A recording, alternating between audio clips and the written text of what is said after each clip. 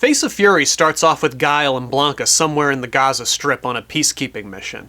I've said this in earlier episodes before, but I absolutely love seeing the Street Fighters take on missions that aren't Shadaloo related.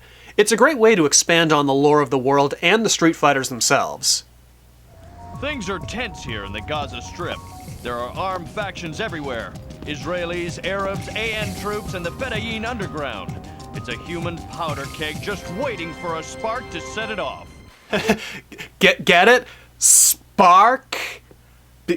Because Blanka goes nuts and severely escalates this situation to a pretty dire degree and throws the Middle East into complete chaos. Oh.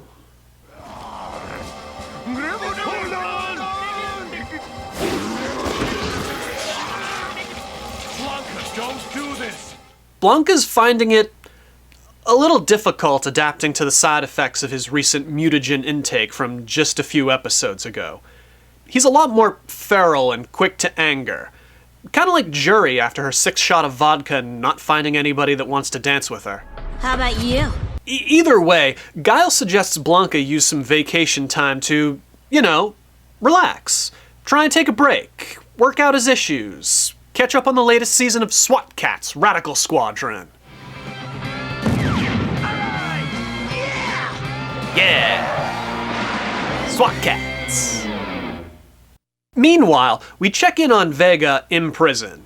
He's got the whole Halloween remake Michael Myers thing going on, where apparently they just let him wear his mask because it keeps him calm or whatever.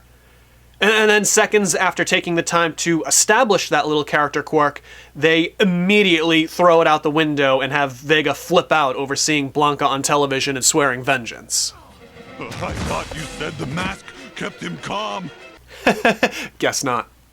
Vega easily escapes the prison by exploiting the complex's greatest weakness, chain link fence. Do they even know who they're keeping in this prison? Jeez. Cut to Chun-Li in reporter mode covering the prison break, and the photo they decide to plaster on the TV is Vega wearing his mask. I mean, they're not wrong, but it still looks stupid. Then she notices Guile pulling up in his car, and it doesn't make sense for her to do this, but she starts talking to Guile before Guile's even within hearing range of her, and they just play it off like it's okay. Ah, Guile. I see you got my message. I took the first flight back from the Middle East. What's the emergency? A prison break doesn't involve the Street Fighters.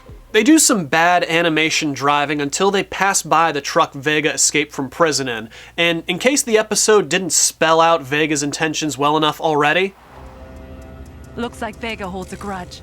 We better warn Blanka. Literally spelled it out on the truck. I wonder who the Face of Fury is in this episode. Is it Blanka or is it Vega? Because they're both very angry in this episode. Speaking of Blanka, we get a quick scene of him on a plane, and look, I don't remember much of air travel in a pre-9/11 world, but I don't think that's how airplane seating worked. And I definitely know there's no way Blanka could punch a seat hard enough that it would cause the plane to experience turbulence.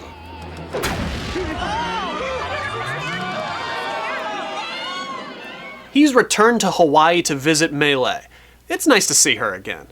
She tries to ease Blanka's concerns about himself and tries to remind him that deep down inside he's still the man she fell in love with. So the couple try and go to dinner, but...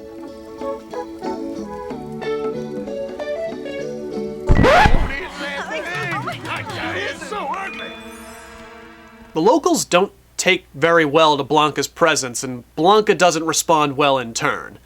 Blanka and Melee argue, she leaves to have herself a think, and of course, that's when Vega strikes.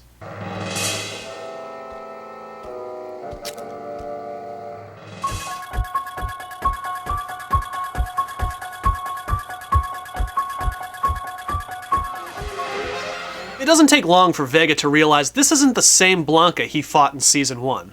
But he manages to hold his own for at least a little while with his sick matador skills, accompanied by the sweet sound of $6 Million Man sound effects. Or as it's known in Shadaloo, the $929,418 Bison Man.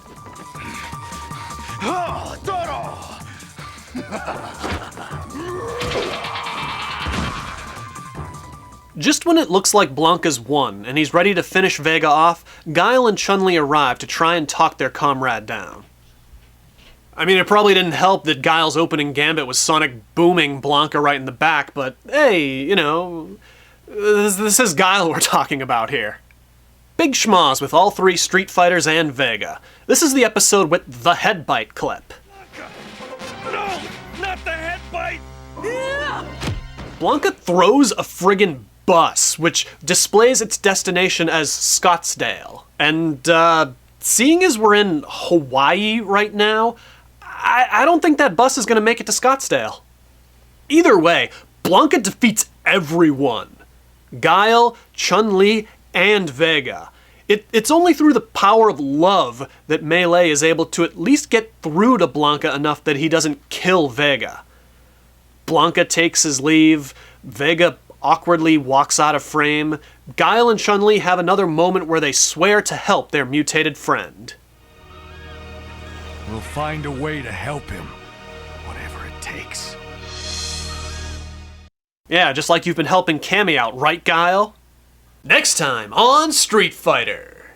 No, seriously, Guile, can you please do something? This episode is literally called Cammy Must Die. She needs help. Please do something.